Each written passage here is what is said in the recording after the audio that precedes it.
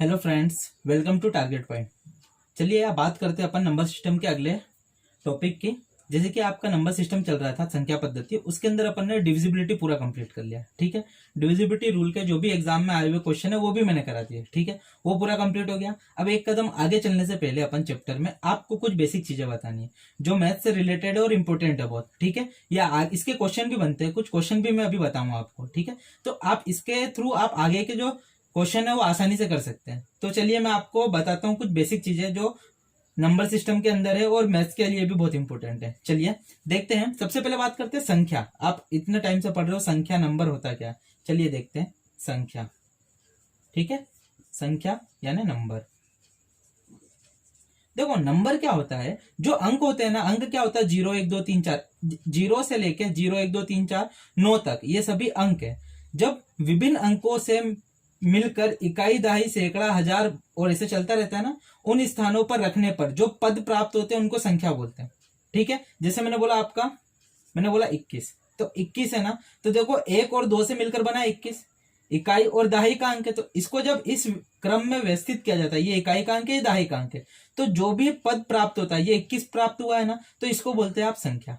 ठीक है, तो संख्या क्या होता है, जो भी अंक होते हैं उनको इकाई दहाई सैकड़े के हिसाब से जमाएंगे तो जो भी प्राप्त होगा उसे संख्या कहा जाता है। अब देखिए इसका फॉर्मेट क्या बनता है, इसको लिख क्या सकते हो आप 20 + 1, इसी तरीके से बनेगा। क्यों, क्योंकि देखो एक तो इकाई का अंक है और दहाई में 2 है, तो 2 मतलब दहाई में 1 0 लगता है, तो 20 + 1 21 ही होगा। मैंने बोला आपको 7 2 9। ठीक है, तो ये भी क्या है 9 2 और 7 से मिलकर बना है, ये इकाई दहाई और सैकड़ा है।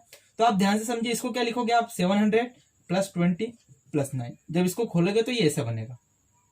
तो नंबर क्या होता है, विभिन्न अंकों से मिलकर जो इकाई दहाई सैकड़े के स्थान पर रखकर जो पद बनाया जाता है उसे कहते हैं संख्या। ठीक है, तो संख्या समझ गए आप। चलिए अब एक कदम आगे चलते हैं। अब यही संख्या होती है। अब संख्याओं में दो तरीके की संख्या होती है, एक होती है रियल और एक होती है इमेजिनरी। चलिए मैं इसे हटा देता हूं, थोड़ा क्लियर कर देता हूं। ये संख्या है, संख्या तो आपको समझ में आ गया। देखो अब संख्या में भी दो प्रकार के होते हैं नंबर, एक होता है आपका रियल, एक होता है इमेजिनरी। ठीक है, ये इमेजिनरी। अब देखिए रियल और इमेजिनरी, ये होता है वास्तविक, ये अवास्तविक। अब देखिए वास्तविक क्या होता है, जैसे मैंने बोला अभी 21 7 2 9, ये सब क्या है रियल है। 1 0 2 4 ये सब रियल है। ठीक है, जिसे आप यूज करते हो वो सब रियल है। अब इमेजिनरी क्या होती है, इमेजिनरी ऐसा होता है कि अंडर रूट के अंदर कभी माइनस आ जाए, अंडर रूट -2, मैंने बोला अंडर रूट में -5, ये सब क्या है इमेजिनरी। अब ये इमेजिनरी क्यों है, देखो जो भी अपना गणित किए हुए हैं ना जो पुराने, उन्होंने सब मैथ्स बनाई, सारे रूल बनाए, लेकिन इसका कुछ नहीं है। इसकी कोई अभी तक कोई डेफिनेशन नहीं है कि अगर अंडर रूट के अंदर माइनस आ जाए तो आप कैसे निकालोगे। तो सिंपल सा इसको अपन काउंट ही नहीं करते, इसको काल्पनिक कर दिया, इसकी अभी तक कोई कल्पना ही नहीं हुई है। तो इसका मतलब क्या होता है, जैसे आप इसको चाहो तो इसे लिख सकते हो √2 इंटू -1, -1 अलग अलग कर लिया इसको। अब इसको लिख सकते हैं √2 और √-1 अलग कर दिया। अब ये √-1 होता है ना, इसको आप लिख सकते हो स्मॉल आई, √2 और आई, और इस आई को बोलते हो आयोटा, आयोटा इमेजनरी। ठीक है, आयोटा IOTA है। ठीक है, तो अगर √-2 है तो इसको लिख सकते हो √2i। ठीक है, और I² बराबर होता है, ये भी आ चुका है एक बार एग्जाम में, I² बराबर होता है -1। अब अंडर रूट जैसे कि आप देखोगे, इधर लिख देता हूं मैं, आई बराबर होता है √-1, तो I² करोगे तो क्या हो जाएगा -1, ये स्क्वायर इस रूट को हटा देगा, दोनों तरफ स्क्वायर करोगे तो। ठीक है, तो आप एक चीज ध्यान रखना, ऐसे आयोटा क्या होता है, आयोटा यानी इमेजिनरी में जो चला जाता है। अगर अंडर रूट या वर्गमूल के अंदर अगर माइनस आ जाता है तो उसको आयोटा से आप बाहर निकाल के अलग कर सकते हो, और ये काल्पनिक होता है। और रियल तो आपको मालूम है, सब जो पढ़ रहे हैं -∞ से +∞ तक जो भी संख्या है वो सब रियल है। ठीक है, चलिए अब आगे चलते हैं एक स्थान और। चलिए आपको नंबर पता चल गया, संख्या, संख्या मैंने आपको बता दिया वास्तविक और अवास्तविक संख्या कैसे बनती है ये भी बता दिया मैंने। ठीक है, अब आप बात करते हैं फेस वैल्यू और प्लेस वैल्यू की। जैसे मैंने बोला 1024 ये संख्या है।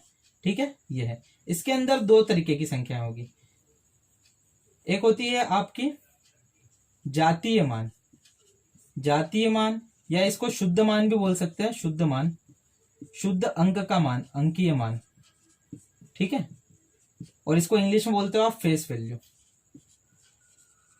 और एक होता है आपका स्थानीय मान, स्थानीय मान, इसको आप बोलोगे प्लेस वैल्यू। अब देखो ये दोनों क्या होता है समझने की कोशिश करते हैं। देखिए एक होता है फेस वैल्यू और एक होता है प्लेस वैल्यू, और ये दोनों अंकों पर डिपेंड होता है। जैसे मैंने आपको बोला कि मुझे 2 का फेस वैल्यू बताइए, तो 2 का अगर फेस वैल्यू की बात करूं तो 2 का फेस वैल्यू 2 ही होता है।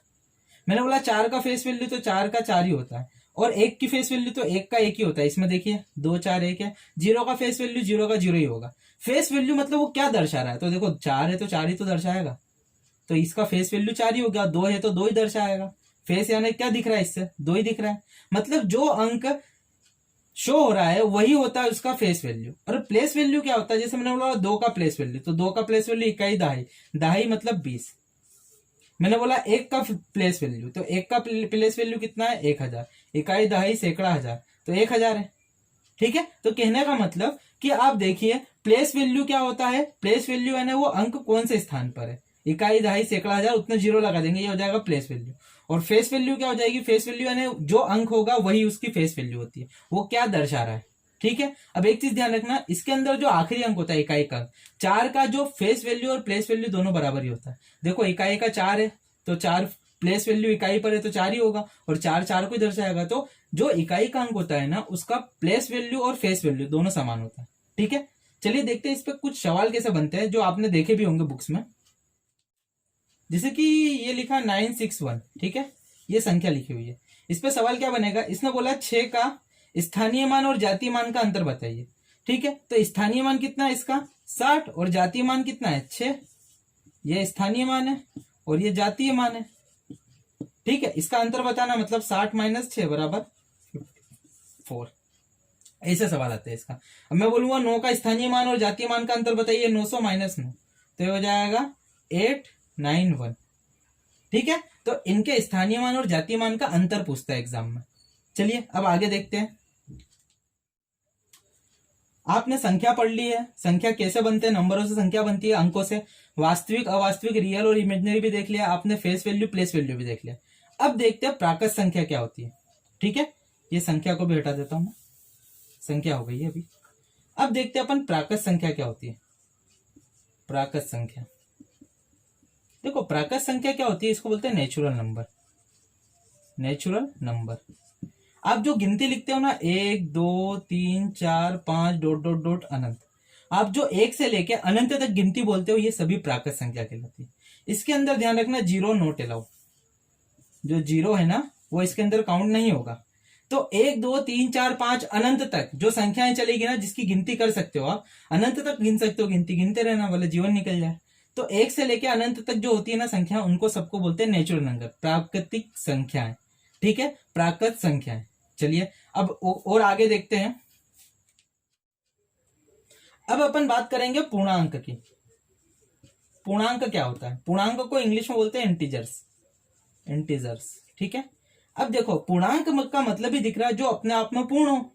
जैसे मैंने बोला 7, मैंने बोला 12, मैंने बोला 18, मैंने बोला 7.5। तो देखो ये पूर्ण है क्या, हाँ ये 7 पूर्ण है, ये पूर्ण है, हाँ ये पूर्ण है, ये पूर्ण है, हाँ ये पूर्ण है। देखो ये पूरी 7 है, ये 12 है, ये 18 है, ये अपने आप में पूर्ण है, लेकिन ये पूर्ण नहीं है। अब ये पूर्ण क्यों नहीं है, क्योंकि ये 7 और 8 के बीच में है ना। देखो ये 7 से कुछ ज्यादा है और 8 से कुछ कम है, तो ये 7.5 है। तो कहने का मतलब ये पूर्णांक नहीं है, ये दशमलव है। अब देखो यहां से एक और टर्म पता चली। अब दशमलव क्या होता है अभी आगे देखेंगे। तो पूर्णांक ऐसी संख्या है जिनका जो दशमलव में ना हो। जैसे अब देखिए अगर मैं बात करूं जीरो क्या है, तो जीरो एक पूर्णांक है, ये एक पूर्णांक है क्योंकि अपने आप में पूर्ण है। मैंने बोला 0.2, तो ये पूर्णांक नहीं है, ये क्या है, ये दशमलव है। अगर 0.2 लिखा है तो ये दशमलव संख्या में चला जाएगा। तो पूर्णांक है ना जो अपने आप में पूर्ण हो, उसके आगे है ना पीछे कुछ ना हो, 7 है तो 7 है, 7.5 तो मतलब 7 से ज्यादा है और 8 से कम है, तो ये दशमलव में चला जाएगा। 0 पूर्ण है तो 0 एक पूर्णांक है, ध्यान रखना। और क्या आता है 0.2 है तो वो दशमलव में चला जाएगा। अब चलिए यहां से एक और चीज पता चली, दशमलव क्या होता है। अब दशमलव की बात करते हैं। चलिए देखिए दशमलव क्या होता है। दशमलव, डेसिमल्स। ठीक है, दशमलव मैंने बोला 2.1, तो ये दशमलव में। ठीक है, अब दशमलव भी 2 प्रकार की होती है, ध्यान से समझना। अब दशमलव भी क्या होती है, 2 प्रकार की होती है। एक होती है आपकी रिपीटिंग, एक होती है नॉन रिपीटिंग। ठीक है, एक होती है टर्मिनेटिंग, एक होती है नॉन टर्मिनेटिंग। देखिए मैं यहाँ पर समझाता हूँ। एक होता है रिपीटिंग, ठीक है, और एक होता है नॉन रिपीटिंग, एक रिपीटिंग एक नॉन रिपीटिंग। ठीक है, अब जैसे रिपीटिंग की बात करो तो रिपीटिंग मतलब आप लिख लो 6.1 बार, मैंने बोला आपको लिख लो 3.3 बार, तो ये रिपीटिंग है। अब ऐसा क्यों? क्योंकि बार लगाए तो इसका मतलब 3.33333 ये चल रहा है ना, रिपीट हो रहा है बार बार, तो वही रिपीट हो रहा है, तो इसको बोलते हैं रिपीटिंग। और जब इसको आप देखोगे तोड़ोगे तो ये 10/3 बनेगा, ये भी ध्यान रखना। तो कहने का मतलब, और नॉन रिपीटिंग क्या होता है मैंने लिखा 10.5, तो ये क्या है? Non repeating. ठीक है, तो ध्यान से समझना, जो रिपीटिंग दशमलव होते हैं इसको आप फ्रैक्शन में लिख सकते हो, भिन्न में लिख सकते हो, p/q फॉर्म में लिखा जा सकता है। ठीक है, ये बार हटाने की एक अलग रूल है, मैं एक लेक्चर बना दूंगा कि बार कैसे हटाते हैं। तो 3.3 बार है, तो इसको हटा के आप लिख सकते हो 10/3। ठीक है, तो ये 10/3 का मतलब क्या हो जाएगा? 3.3 बार। तो आप देखोगे कि इसको है ना दशमलव तोड़ा जा सकता है, तो यहां से एक टर्म आएगी टर्मिनेटिंग। टर्मिनेटिंग क्या है? जिसको आप दशमलव को तोड़ के p/q फॉर्म में लिख सकते हो, भिन्न में लिख सकते हो, ये भी होती है टर्मिनेटिंग। अब देखो 10.5 है, तो दशमलव हटाओगे तो नीचे 10 लग जाएगा, तो 105/10, तो ये p/q फॉर्म में ही है ना, तो ये भी क्या हो जाती है? टर्मिनेटिंग होती है। ठीक है, तो ये दोनों ध्यान रखना। अब एक आएगी आपकी कि जो नॉन टर्मिनेटिंग होती है, नॉन टर्मिनेटिंग। चलिए देखो, दशमलव क्या आ गया आपको पता चल गया, रिपीटिंग और नॉन रिपीटिंग। ठीक है, और इसके अंदर आपने देख लिया ये दोनों टर्मिनेटिंग होती है, मतलब इसका दशमलव हटा के आप इसको भिन्न में लिख सकते हो, अंश और हर के रूप में लिखा जा सकता है। ठीक है, अब देखिए नॉन रिपीटिंग क्या होती है, सॉरी नॉन टर्मिनेटिंग क्या होती है? ये दोनों टर्मिनेटिंग है, जिसका दशमलव हटाया जा सकता है। जगह कम है इसलिए मैं थोड़ा हटा रहा हूं इसको। देखिए नॉन टर्मिनेटिंग क्या होती है? नॉन टर्मिनेटिंग क्या होती है? जैसे √5 है ना, मैंने लिखा √2, तो √2 की वैल्यू होती है आपकी कितनी? 1.414 ... अब देखो ये है ना नॉन टर्मिनेटिंग है ना, इसका दशमलव हटा नहीं सकते हो। क्यों? पहली बात तो इसके अंदर जो बाद में जो भी संख्या होती है ना √ से बाहर निकलती है ना, तो अगर देखो ध्यान से, अगर बाहर निकलेगी ना तो उसके बाद दशमलव के बाद अंक खत्म ही नहीं होते, और अंक खत्म नहीं होते, और बड़ी बात की सारे अंक अलग अलग होते हैं। ऐसा भी नहीं हो कि रिपीट होते हैं तो अपन दशमलव को तोड़ दे। तो जब तक आपको पता ही नहीं होगा कि इसके पीछे कितने अंक है, अनंत है, तो अनंत जीरो थोड़ा लगाएंगे नीचे। नीचे कितने जीरो लगाओगे? जितने दशमलव के बाद अंक है, तो यहाँ तो अनंत है, तो कितने जीरो लगाओगे? अनंत जीरो थोड़ा लगा दोगे आप। ठीक है, तो कहने का मतलब आप इसको दशमलव के p/q फॉर्म में नहीं लिख सकते हो। ठीक है, p यानी अंश और ये हर, तो जिसे p/q के फॉर्म में नहीं लिखा जा सकता उसे बोलते हैं नॉन टर्मिनेटिंग। आपने पूर्णांक पढ़ लिया जो अपने आप में पूर्ण, दशमलव में आपने देखा टर्मिनेटिंग नॉन टर्मिनेटिंग। रिपीटिंग और नॉन रिपीटिंग में वही आएगा आपका, क्या आ जाएगा? टर्मिनेटिंग में। और ये जो है ना, ये भी एक नॉन रिपीटिंग का पार्ट है, इसके अंदर भी नॉन रिपीटिंग है ना। देखो रिपीट कहां हो रहे हैं अंक, इसके अंदर चेंज होते जाते हैं, तो ये भी नॉन रिपीटिंग के अंदर ही आएगा। तो कहने का मतलब इसके अंदर आपने देखा एक टर्मिनेटिंग जिसके अंदर आप दशमलव तोड़ के अंश और हर में लिख सकते हो, एक होता है नॉन टर्मिनेटिंग। ठीक है, अब इतना थोड़ा माइंड में रखना, थोड़ी चीजें अच्छी है, इसको पकड़ के रखना माइंड में। इससे क्या होगा? आपका कॉन्फिडेंस लेवल आगे धीरे धीरे बढ़ता जाएगा। जब ये सब चीजें पता होती है ना तो और मजा आता है सीखने के लिए, और मजा आएगा। ठीक है, अब देखिए मैं आपको इसी के थ्रू, पूर्णांक और दशमलव के थ्रू आपको मैं परिमेय संख्या और अपरिमेय मतलब रेशनल और इरेशनल नंबर पर समझाने वाला हूं, और ये दोनों इसी से निकला हुआ है। ठीक है, चलिए देखते हैं। अब देखिए मैंने आपको बोला दो, परिमेय संख्या और अपरिमेय,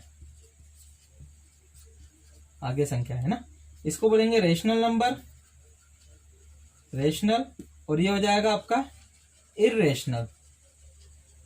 थोड़ी राइटिंग खराब है। अब देखिए परिमेय संख्या जिसे आप p/q के फॉर्म में लिख सकते हो। ठीक है, जैसे मैंने बोला 5, मैंने बोला 7। ठीक है, इसको जैसे कि देखिए मैंने बोला 7/10, देखो ये p/q के फॉर्म में है। ठीक है, मैंने बोला आपको 7, तो ये परिमेय संख्या हाँ है, क्योंकि हमेशा नीचे एक रहता है, कुछ नहीं रहता है। 8, तो ये परिमेय संख्या और पूर्णांक भी है। तो एक चीज ध्यान रखना, जितने भी आपके पूर्णांक होते हैं ना वो सभी के सभी परिमेय संख्या होते हैं। ठीक है, जितने भी पूर्णांक संख्या होती है सभी परिमेय संख्या। पूर्णांक यानी 7 और 8 ये पूर्णांक है, अपने आप में पूर्ण है, तो पूर्ण है तो ये परिमेय संख्या भी है। और आप इसी से देखोगे कि ऐसी संख्याएं जो टर्मिनेटिंग होती है, ऐसी दशमलव वाली संख्या, जैसे मैंने बोला आपको, मैंने अभी जैसे कि आपको बोला 7.2, तो दशमलव हटाओगे तो नीचे 10 आएगा, तो ये 72/10 होगा, तो ये भी तो p/q के फॉर्म में है, तो ये भी क्या है? परिमेय संख्या है। तो कहने का मतलब जितनी भी टर्मिनेटिंग संख्या होती है दशमलव में वो भी परिमेय संख्या होती है। ठीक है, अब अपरिमेय क्या हो जाएगी? √2। √2 को आप कभी भी p/q के फॉर्म में लिख ही नहीं सकते हो। क्यों? क्योंकि होती है 1.41 ... चलता जाता है अनंत तक, तो यही नहीं पता नीचे कितने जीरो लिखोगे तो अंश और हर में आएगा ही नहीं। तो कहने का मतलब अपरिमेय संख्या क्या होती है जिसे आप पी बटे क्यू के फॉर्म में नहीं लिख सकते हो, और वो क्या होती है जो भी अंडर रूट में संख्या हो जाएगी, अंडर रूट 7, अंडर रूट 6। अब ऐसा मत बोलना अंडर रूट 9, यह अपरिमेय, गलत, ये 3 है, बाहर निकलेगा तो 3 ही बनेगा ना। तो 3 क्या है, 3 परिमेय संख्या है, क्यों, क्योंकि 3 बटे 1 है ये। तो ऐसी संख्या भी नहीं, अंडर रूट से बाहर, अंडर रूट 25 तो वो परिमेय संख्या है, क्यों, क्योंकि वो 5 होता है। ऐसी संख्या है जो अंडर रूट में होती है, जो बाहर नहीं निकल पाती है, और बाहर निकलेगी तो दशमलव में बनेगी तो अनंत तक जाती है। ठीक है, तो आपने क्या सीखा, देखो पूर्णांक सीखा, पूर्णांक इंटीजर, उसके बाद दशमलव देखा, दशमलव में टर्मिनेटिंग और नॉन टर्मिनेटिंग देखा। जितने भी टर्मिनेटिंग होती है वो क्या होती है, परिमेय संख्या, जितने भी पूर्णांक होते हैं वो सभी परिमेय संख्या होती है। अपरिमेय कौन सी होती है, जो नॉन टर्मिनेटिंग होती है, मतलब जिसका दशमलव नहीं हटाया जा सके उसे क्या कहते हैं आप, अपरिमेय संख्या। ठीक है, चलिए कुछ क्वेश्चन दिखाता हूं इस पे मैं। जैसे कि मैं कुछ नंबर लिखता हूं, 5, 121, ठीक है, 2.0723 डॉट डॉट डॉट, मैंने बोला अंडर रूट 17। इसमें बताइए कौन सी परिमेय है, अपरिमेय। जो अपरिमेय है उस पर क्रॉस लगाएंगे, परिमेय पे राइट लगाएंगे। ये परिमेय, ये पूर्णांक है, ये परिमेय है, क्योंकि नीचे 1 लिखा रहेगा, इसके नीचे भी 1 है, ये भी परिमेय, कुछ नहीं है मतलब 1 है, तो अंश और हर में लिखा है पी बटे क्यू। अब ये डॉट डॉट चल रहा है, ये कहां तक जाएगा पता नहीं, और सब अलग अलग जा रहा है, तो ये अपरिमेय संख्या है, क्यों, क्योंकि इसका दशमलव नहीं हट सकता, तो ये अपरिमेय। अंडर रूट 17 इसका भी नहीं निकलेगा बाहर, तो ये भी अपरिमेय संख्या है। तो परिमेय संख्या, अपरिमेय संख्या, रेशनल और इरेशनल नंबर आपको पहचान में आने चाहिए, आप देखते सी बता सको कि कौन सी परिमेय है और कौन सी अपरिमेय संख्या है। ठीक है, चलिए अब एक कदम आगे चलते हैं। मैं आपको पहले समझा देता हूं भाज्य, फिर अभाज्य समझाऊंगा, क्योंकि अभाज्य इंपोर्टेंट है और आती है एग्जाम में, इससे रिलेटेड क्वेश्चन आते हैं अभाज्य संख्याएं के। तो मैं अभाज्य बड़ा इसलिए पहले आपको भाज्य संख्याएं बता देता हूं। भाज्य, ठीक है, भाज्य संख्या या यौगिक भी बोल सकते हैं इसको, कंपाउंड नंबर, यौगिक संख्या या संयुक्त संख्या भी बोलते हैं इसको, संयुक्त, और इंग्लिश में बोलते हैं भाज्यों को कंपोजिट, कंपोजिट नंबर। ठीक है, तो ये क्या है, भाज्य संख्या। पहले अपन भाज्य संख्या की बात करेंगे।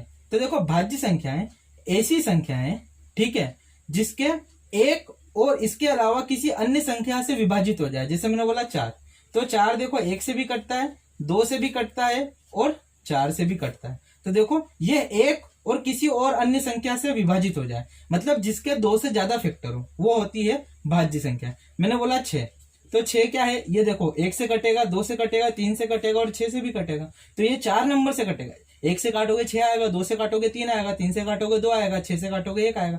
तो इसके 4 गुणनखंड है। तो ऐसी संख्या है जिसके 2 से ज्यादा गुणनखंड हो, उसे क्या कहते हैं आप, भाज्य संख्याएं। ठीक है, भाज्य, कंपोजिट नंबर। अब देखिए रूल क्या कहता है कि जिस ऐसी संख्या जो 1 से और खुद से और उसके अलावा भी किसी संख्या से कट जाए उसको कहते हैं भाज्य। मतलब जिसके सिंपल से समझ लो 2 से ज्यादा फैक्टर हो या गुणनखंड हो, उसे कहते हैं आप भाज्य संख्या, कंपोजिट नंबर। अब इसी से बना है अपरिमेय संख्या, सॉरी अपरिमेय कहां गया मैं, अभाज्य संख्या, अभाज्य प्राइम नंबर की बात कर रहे हैं अपन। ठीक है, तो ये तो हो गया भाज्य संख्या। अब देखो मैं अगर यहाँ पे 2 की बात करूं तो 2 को देखोगे ये 1 और 2 से ही कटेगा बस, और किसी से कट सकता है क्या, नहीं कट सकता। तो ये प्राइम नंबर है। तो देखो प्राइम नंबर की डेफिनेशन क्या होती है, ऐसी संख्या जो या तो 1 से कटे या खुद से कटे, तो उसे क्या कहते हैं अपन, प्राइम नंबर या अभाज्य संख्या। और इंग्लिश में देखा जाए तो इसको बोलते हैं प्राइम नंबर जिसके सिर्फ केवल 2 फैक्टर हो, 1 और 1 खुद। अब जैसे मैंने बोला 5, तो 5 1 और 5 से कटेगा, तो ये भी क्या है, प्राइम नंबर है।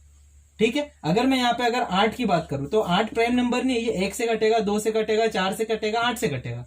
तो इसके 2 से ज्यादा गुणनखंड है, तो इसे कहेंगे अपन भाज्य संख्या, कंपोजिट नंबर। तो आ रहा है ना समझ में।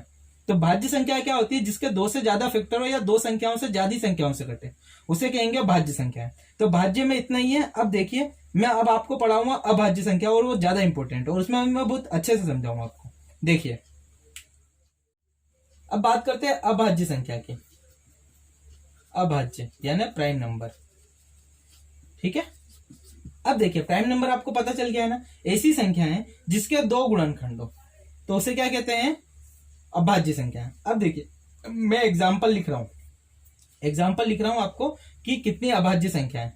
मैं 1 से लेकर 100 तक लिख ही देता हूं, आपको आसान हो जाएगा। देखो 2, 3, 5, 7, 11, 13, 19, 23, 29, 23, फिर 29, 29 के बाद 31, फिर 37 ले लो, फिर 41, 47, 43, फिर 47, फिर 51 कट जाएगा 53, फिर आ जाओ 53 के बाद 57 पे 19 से कट जाएगा 59, फिर 61, 63, 65, 66, 67, 67, ठीक है 67, और आप देखोगे 71, 73, हाँ फिर 79, फिर 83, 89, 91 कट जाएगा है ना, 97, 91 7 से कट जाएगा।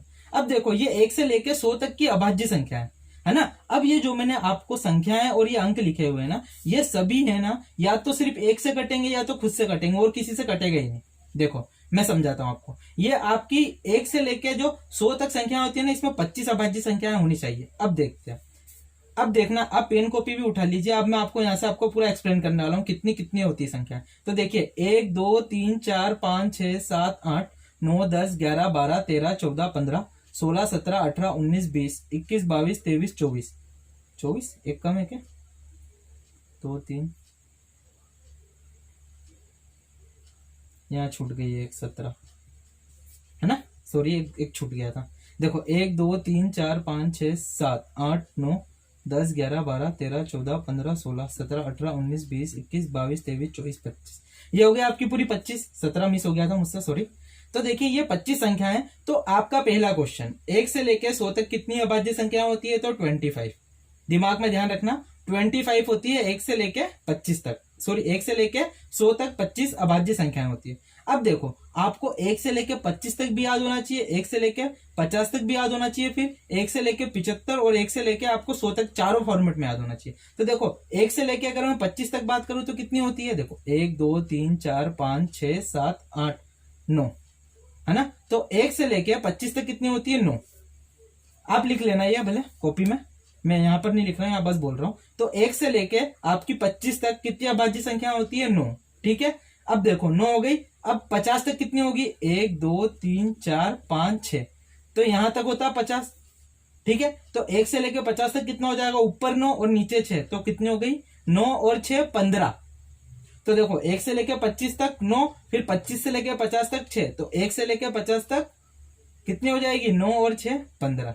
ऐसे ही याद रखना है आपको, ठीक है। अब देखते हैं 75 तक कितनी होती है, तो 1 2 3 4 5 6, तो देखो 75 तक गए तो फिर कितनी हो गई आपकी, 6 और बढ़ गई, तो 6 और बढ़ी तो कितनी हो जाएगी, 15 हो गई थी, 15 और 6 21, ठीक है। तो आप 1 से लेके 75 तक कितनी होती है, 21। तो ध्यान रखना पहले 9, फिर 25 से लेके 50 तक 6, फिर 50 से 75 तक फिर 6, तो 1 से लेके 75 तक कितनी हो जाएगी, 9 और 6 15, 15 और 6 21, ठीक है। तो ये टोटल कितनी हो गई, 1 से लेके 75 तक 21 संख्याएं हो गई। अब देखते हैं यहां कितनी बची है, ये हो गई यहां तक 75 तक, फिर 1 2 3 4, तो देखो 21 हो गई थी ये पूरी। अब नीचे 4 और है, तो 21 और 4 25, ठीक है। तो 1 से लेकर 100 तक कितनी होती है, 25। अब देखो आपको ऐसे याद रखना, 1 से लेकर 25 तक 9, 1 से लेकर 50 तक 9 और 6 15, 1 से लेकर 75 तक 15 और 6 21, मतलब 50 से लेकर 75 तक 6 है ना, ऐसे याद रखना। आप देखो 6 प्लस, सॉरी पहले 9, 1 से लेकर 25 तक कितनी है आपकी, 9 प्लस 6 प्लस 6 प्लस 4, ये है 25 25 के पेयर। 1 से लेकर 25 तक 9, फिर 25 से 50 तक 6, फिर 50 से 75 तक 6, फिर 75 से 100 तक 4, तो ये टोटल 50। 1 से लेकर 25 तक बोलेंगे तो 9 और 6 15, 1 से लेकर 50 तक 9 और 6 15, फिर 1 से लेकर 75 तक 15 6 21, और 1 से लेकर 50 तक कितनी हो जाएगी, 25, ठीक है। 21 और 4 25, ठीक है। अब ये आपको पूरा खुल गया चार्ट, ठीक है, ये पूरा चार्ट खुल गया आपको। अब ध्यान रखना क्वेश्चन कैसे आएगा, वो पूछेगा आपसे डायरेक्ट 1 से लेकर 90 तक कितनी अभाज्य संख्या है ना। तो 1 से लेकर 90 तक कितनी अभाज्य संख्या है बताओ। तो आप ऐसा मत करना कि आगे से गिनो, आपको पता है ना 1 से लेकर 100 तक कितनी होती है, 25। तो आप देखो कि 90 वाली रो में कितनी अभाज्य संख्या है, तो एक ही अभाज्य संख्या, इसको हटा दो, तो 25 में से एक हट जाएगी तो 24। तो 1 से लेकर 90 तक कितनी होती है, 24, ठीक है। तो आपको इस तरीके से याद होना चाहिए। अब ऐसा बोल दिया कि 1 से लेकर 80 तक बताओ, तो 1 से लेकर 75 तक आपको पता है कितनी होती है, 21, फिर 75 से लेकर 80 तक बस एक ही होती है, तो 21 और 1 22। ऐसे पूछते हैं वो क्वेश्चन, आपको इसीलिए ऐसे 9, 6, 6 और 4 इसके पेयर में याद होना चाहिए। अगर और आगे जाओगे तो 125 तक कितनी हो जाएगी, जैसे कि आप अगर 125 तक जाओगे तो 5 संख्याएं और बढ़ जाएगी, 100 से लेके 25 तक 5 और बढ़ जाएगी, ठीक है, फिर 5 और बढ़ जाएगी, सॉरी 10 बढ़ेगी, फिर तो कितनी हो जाएगी 30 और 5, 5 बढ़ेगी। जैसे कि अब इसके आगे और जाओगे तो इसके आगे 5 और इसके आगे 5 और बढ़ेगी। वैसे 100 तक में हो जाएगा आपका, 100 से लेके 125 तक 5 बढ़ेगी, फिर 125 से 50 तक 5 बढ़ेगी, तो 1 से लेके 150 तक, यहाँ पे 25 था, 25 और 10 35, तो 150 तक कितनी होती है 35। तो आपको इस तरीके से याद रहना चाहिए कि कहां से कहां तक कितनी अभाज्य संख्याएं होती है, ठीक है। तो अभाज्य संख्या क्या होती है, जो सिर्फ या तो एक से कटे या तो खुद से कटे और किसी से ना कटे, उसे कहते हैं अपन अभाज्य संख्या, ये बहुत स्ट्रॉन्ग होती है, ठीक है। अब चलिए अभाज्य संख्या के जो बेसिक बनते हैं, जो ऑब्जेक्टिव वन लाइन फैक्ट पूछ लेते हैं, वो मैं आपको समझा देता हूँ थोड़ा सा। देखिए मैंने आपको अभाज्य संख्या 1 से लेकर 100 तक बता दी, 25 होती है। कैसे होती है, 9, 4, 9, 6, 6 और 4 इस फॉर्मेट में होती है, ठीक है। अब देखिए बेसिक क्या है, देखिए इसके अंदर जो एक होता है ना, ये ना तो अभाज्य होता है ना तो भाज्य होता है। देखो अभाज्य का क्या फैक्टर होता है, जिसके 2 गुणनखंड हो, इसका तो एक ही है, एक एकलौती संख्या है जिसका सिर्फ मात्र एक ही गुणनखंड है, ठीक है। तो ये ना तो अभाज्य होती है ना तो भाज्य होती है। वेरी इंपॉर्टेंट है कि एक क्या है, एक ना तो भाज्य है ना तो अभाज्य, ठीक है। अब मैं ऐसा बोल दूंगा कि 0 क्या है, तो 0 क्या है, 0 भाज्य। अब 0 भैया भाज्य कैसे, 0 के अनंत फैक्टर होते हैं। आप 0 को 5 से भाग दोगे तब भी 0 आएगा, आप 0 को 7 से भाग दोगे तब भी 0 आएगा। 0 हर किसी से कट जाता है, ध्यान रखना। अब देखो भाग देके बताता हूँ, आप ऐसे नहीं मानोगे। 5 और ये 0 है ना, तो 5 0 भागफल 0, 5 का किस में गुणा करेगी 0 आ जाए तो 0, तो ये 0 वे खत्म, तो भागफल तो 0 ही आ रहा है ना। तो 0 क्या है, 0 एक ऐसा नंबर है जो किसी से भी कट जाता है, और कट के भागफल क्या देता है, आंसर आता है 0, तो ये तो भाज्य है ना।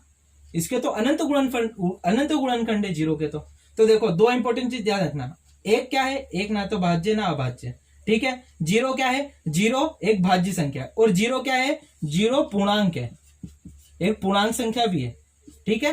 क्यों, क्योंकि अपने आप में पूर्ण है, नीचे 1 लगा हुआ है। 0 क्या है, और 0 एक परिमेय संख्या भी है। परिमेय क्यों, क्योंकि इसके नीचे 1 लगाया जा सकता है, 0 अकेला थोड़ा रहता है, अगर 0 लिखा है तो उसके नीचे 1 रहता है। तो 0 की 3 विशेषता याद रखना, एक तो ये तो भाज्य होता है, ठीक है, एक क्या होता है, एक पूर्णांक होता है, और एक होता है परिमेय, और 0 एक सम संख्या भी होती है, ये भी मैं आपको बताऊंगा अभी, ठीक है। अभी मैं आगे सम और विषम भी बता रहा हूं आपको। चलिए अब देखिए, ये 0 का हो गया और 1 का हो गया। अब ध्यान रखना, अभाज्य संख्या है ना, अभाज्य संख्या में एक लौती सिर्फ 2 है, 2 है ना, एकमात्र सम अभाज्य संख्या है, एकमात्र सम अभाज्य है। इसके अलावा कोई सी भी सम संख्या ले लो, वो अभाज्य हो ही नहीं सकती है, क्योंकि वो 2 से तो कटेगी अगर सम संख्या है तो सबसे छोटी अभाज्य संख्या 2 है। देखो सबसे छोटी अभाज्य संख्या भी 2 है, और एकमात्र सम अभाज्य संख्या भी 2 है। इसके अलावा अभाज्य संख्या ऐसी कोई सी भी नहीं है जो सम हो, सिर्फ 2 एक ऐसी संख्या है जो सम भी है और अभाज्य भी है। इसके अलावा कोई सी भी सम संख्या अभाज्य हो ही नहीं सकती, ठीक है, क्योंकि वो 2 से कटेगी तभी तो सम है। तो इसका याद रखना कि सबसे छोटी अभाज्य संख्या क्या होती है, 2 होती है, और 2 एकमात्र सम अभाज्य संख्या। सबसे छोटी अभाज्य संख्या 2 और एकमात्र सम अभाज्य संख्या वो भी 2, ठीक है। 0 क्या है, 0 एक भाज्य संख्या है, 0 एक परिमेय संख्या है, 0 एक पूर्णांक है, और 0 एक क्या है, सम संख्या है। एक क्या है, एक ना तो भाज्य है ना तो अभाज्य है, ये किसी में काउंट नहीं होता, ये किसी भी डेफिनेशन में फिट नहीं हो रहा है। तो ये आपको मैंने भाज्य और अभाज्य बताया, अभाज्य का अच्छे से याद रखना, और जो मैंने ये इंपॉर्टेंट बताया ये भी याद रखना, ये वन लाइन फैक्ट में पूछा जाता है, ठीक है। अब मैं आपको बताता हूं सम और विषम। चलिए बात करते हैं सम यानी इवन नंबर, और ये विषम, ठीक है। अब सम और विषम क्या होता है, ऐसी संख्या जो 2 से कटे, अपनी लैंग्वेज में कटे या विभक्त हो। मैंने बोला 7 2 से कटता है क्या, नहीं, तो ये सम संख्या नहीं है, ठीक है। मैंने बोला 10 2 से कटता है, हाँ, तो 10 क्या है, 10 एक सम संख्या है, ठीक है। जो 2 से कटे वो एक सम संख्या है। विषम क्या है, जो 2 से ना कटे वो विषम है, जो 2 से कट जाए वो सम है, और जो 2 से ना कटे वो विषम है। मैंने बोला 17 2 से नहीं कटता है, मतलब ये क्या है, एक विषम संख्या है, मतलब ये विषम है, ठीक है। मैंने बोला आपको 12 2 से कटता है, हाँ कटता है, तो अगर कटता है तो ये क्या विषम है, क्या नहीं है, ये एक सम संख्या है। तो सम और विषम की डेफिनेशन याद रखना कि सम संख्या क्या होती है, ऐसी संख्या है जो 2 से पूर्णतः विभक्त हो, उसे क्या कहते हैं, सम संख्या, ठीक है। और विषम क्या होता है, ऐसी संख्या है जो दो से पूरी तरीके से विभक्त, जो दो से विभक्त ना हो, उसे कहते हैं आप विषम संख्या। जैसे 17 दो से नहीं कटता तो ये विषम में आ जाएगा। ओके, अब देखना यहां पर अब बात करते हैं जीरो। जीरो क्या है, सम है कि विषम है? तो जीरो का 2 से भाग दिया, बराबर में जीरो आया तो भाग तो पूरा गया, भाग पूरा ही जाएगा। अगर जीरो को आप किसी से भी भाग जाओ भाग पूरा जाएगा और उत्तर जीरो आएगा। ठीक है, तो भाग तो पूरा गया, मतलब जीरो 2 से कट रहा है, तो 2 से कट रहा है तो जीरो एक क्या है, सम संख्या। तो एक और इंपॉर्टेंट चीज ध्यान रखना, जीरो एक सम संख्या है, zero is a even number. ठीक है, चलिए मैं आगे एक ग्राफ बताता हूं आपको सम और विषम में। देखिए अगर मैं बात करूं सम और विषम की, तो देखो 0 2, इधर हो जाएगा माइनस का 2, और इधर कितना हो जाएगा, इधर माइनस का 4, इधर 4। ये सम वाला ग्राफ है ना। तो आप देखो अगर मैं विषम वाले ग्राफ की बात करूं, ठीक है, ये देखिए -1 -1 -3, सॉरी ये प्लस का इधर, और प्लस का इधर माइनस का 3। ठीक है, और यहाँ पे अगर जीरो ले लिया तो देखो जो ग्राफ चलता है इनके बीच में देखो 2-2 का गैप हो रहा है। हाँ देखो 2-2 का गैप हो रहा है। अब इधर देखोगे तो इधर और इधर तो 1 का ही गैप हो रहा है, तो इधर गड़बड़ हो रही है। अगर ये हटा दूंगा तो ये 2 का गैप हो जाएगा, ये भी 2 का गैप, और ग्राफ में 2-2 का गैप चलता है, मतलब जीरो विषम में बैठ ही नहीं रहा है। और आप देखोगे अगर इसको हटा दोगे तो यहाँ से डायरेक्ट 4 का गैप हो रहा है, मतलब जीरो को सम में ही बिठाना पड़ेगा तभी आपका ग्राफ काम करेगा। ये आपने बचपन में पढ़ा होगा ना, 2-2 का पेड़ चलता है, सम और विषम के बीच में 2-2 का गैप चलता है, सम संख्याओं में और विषम संख्याओं में। तो आप देखो -4 फिर -2, तो 2 का गैप, फिर -2 से प्लस में 2 जाओगे तो 4 आएगा, मतलब यहाँ पे जीरो बैठना चाहिए। तो एक और प्रूफ मिल गया कि जीरो एक सम संख्या है। आप जीरो को विषम में नहीं बिठाओगे, नहीं तो यहाँ पर 1 का गैप आ जाएगा, यहाँ से होते हुए जाएगा, तो जीरो एक विषम संख्या नहीं है। इससे ये प्रूव हो गया। ठीक है, चलिए अब देखिए थोड़ा ये भी ध्यान रखना, आप अगर 2 सम संख्याओं को जोड़ोगे तो क्या आएगा, आपका सम ही आएगा। मैंने बोला 2 + 6 तो कितना आया 8, तीनों सम ही है। मैंने बोला एक सम और एक विषम को जोड़ा, ठीक है, तब क्या आएगा, देखो मैंने सम जोड़ा 2 और एक विषम जोड़ा 1, तो कितना आएगा 3, तो फिर क्या आएगा, विषम आएगा। ये याद रखना। ठीक है, अगर मैं 2 विषम को जोड़ता हूं, जैसे कि 3 और 3 दोनों विषम है, 3 और 1 ले लो, छोड़ो ऐसे हम मत लो, तो 3 और 1 4 सम, मतलब 2 विषम को जोड़ोगे तो सम आएगा, 2 सम को जोड़ोगे तब भी सम आएगा, 2 विषम को जोड़ोगे तब भी सम आएगा, 2 सम को जोड़ोगे तब भी सम आएगा। लेकिन अगर सम और विषम को जोड़ोगे तब क्या आएगा, विषम। ये थोड़ा सा याद रखना। ठीक है, तो देखो आज का जो पूरा लेक्चर और वीडियो बना है वो हल्का सा बस बेसिक बताने के लिए था कि इसके अंदर ये चीजें होती है आपको, ताकि कोई नया क्वेश्चन आएगा तो उसमें पूर्णांक क्या होता है, अभाज्य क्या होता है, प्राइम नंबर, फिर परिमेय संख्या क्या होती है, आपको पहले से पता होनी चाहिए इसकी डेफिनेशन। तो ये पूरा आज मैंने एक्सप्लेन कर दिया। इसके आगे अब अगले लेक्चर में अपन सवाल भी करेंगे आने वाले, उसके अंदर इन चीजों का यूज भी होगा। ठीक है, तो ये आपका पूरा बेसिक हो गया। इसमें अभाज्य संख्या मोस्ट इंपोर्टेंट है, सारी चीजें इंपोर्टेंट है, सब ध्यान रखना आप तो बेसिक में। तो ये आज का लेक्चर पूरा कंप्लीट हो चुका है, आशा करता हूँ आपको समझ में आया होगा। ठीक है, चलिए मिलते हैं नेक्स्ट लेक्चर में। Thank you so much.